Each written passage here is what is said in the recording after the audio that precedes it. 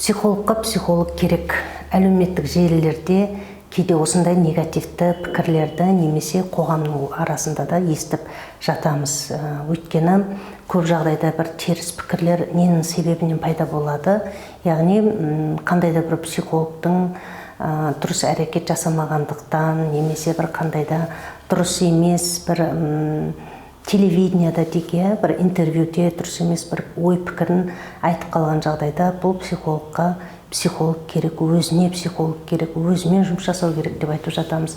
Бірақ шын мәнінде психологтың этикасында міндетті түрде жеке терапияға психологқа барып тұру керек. Өйткені жеке басындағы психологтың өзінің өмірлік тәжірибесінде болған қандай да бір жағдайлар клиенттің бойынан табылып жатса, психолог өз тәжірибесіне сүйене отырып шешкен мәселесін клиентке соны мәжбүрлі түрде орындауға сондай бір жол жасауы мүмкін. Сондықтан өзінің мәселесі клиенттің мәселесімен байланыспас үшін психологқа барады.